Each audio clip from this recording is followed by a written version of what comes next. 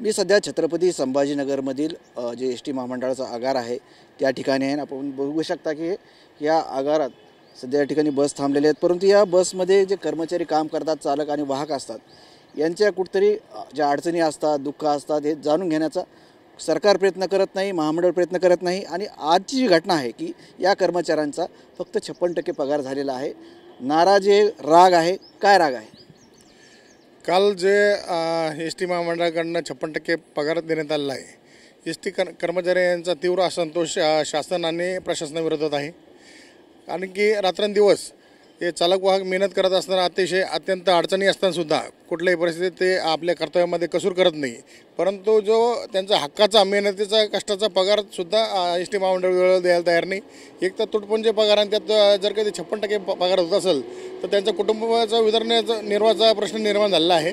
तुम्ही आता एक तर बघितलं असं एस टीमध्ये अगोदरच आमच्या 350 कर्मचाऱ्यांनी आत्महत्या केलेल्या आहेत. त्यावेळी केवळ आणि केवळ आर्थिक संकटात सापडल्यामुळे त्यांनी आत्महत्या केल्या, आणि परत तेच पाऊल आम्हाला उचलण्याचं या ठिकाणी काम सरकारने आमच्यावर आणलेलं आहे. एस टी महामंडळ म्हणजे एस टीच्या गाड्या असतील किंवा एस टीचे कर्मचारी असतील, खरं तर यांचा खडतर प्रवास असतो. असा प्रवास करताना पगार कपात केली जाते, काय सांगा? आमचा कर्मचारी हा रात्रंदिवस अतिशय मेहनत करतो. आज गाड्यांची जर परिस्थिती बघितली, अतिशय उन्हामध्ये काम करतोय. खालून गरम 100% टेम्परेचर आहे, वरून 50% टेम्परेचर आहे. एवढ्या टेम्परेचरमध्ये असा काम करत असतानासुद्धा जर त्याला वेळेवर जर पगार मिळत नसेल तर हे कर्मचाऱ्यांचं खरंच दुर्दैव आहे. आणि एस टी शासनाच्या विरोधात अतिशय कामगारांमध्ये असंतोष निर्माण झालेला आहे. आणि आता नुकत्याच मागील काही दिवसांपूर्वी प्रायव्हेट सेक्टरच्या ज्या गाड्या घेतलेल्या आहेत, इलेक्ट्रिक बसेस ज्या घेतलेल्या आहेत, त्याचा मागे 3 महिन्यापूर्वी बातमी लागली होती पेपरला की 3 महिन्यामध्ये या बसेसचा एकूण उत्पन्न आलं 1 कोटी 3 महिन्यामध्ये. आणि आपण स्वतःच्या मालकीचं घेतलं पाहिजे. आपला पगार त्यावरच अवलंबून असल्यामुळे आपला पगार हा वेळेत होईल.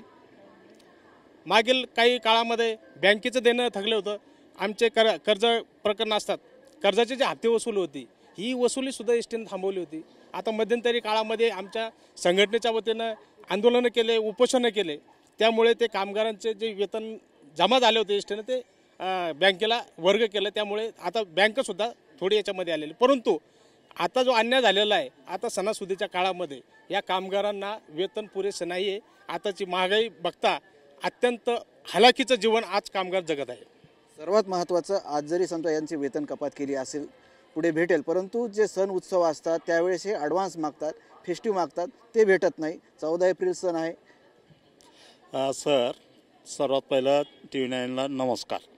आणि आमचं हे म्हणणं आहे की आम्ही एस टीमध्ये काम करतो, रात्रंदिवस घाम घालतो, तरी ही लोकशाही असून तरी ठोकशाही चालू आहे एस टी महामंडळाकडून. आमचा जे 12,500 आम्ही दिवाळीला फेस्टिवल ऑर्डर्स भरला, तो नाही भेटला. ईदला भरला, तो नाही भेटला. आता 14 एप्रिलला भरला, तो नाही भेटला. तरी ठोकशाही असून सनी एस टी महामंडळ आमच्यावर म्हणजे दादागिरी करत होती. त्यासाठी आम्ही सर्वांना विनंती करतो की तुमच्या रूपानं तुम्ही काहीतरी आवाज उचलावा आणि आमच्या एस टी महामंडळाच्या कर्मचाऱ्याला न्याय द्यावा.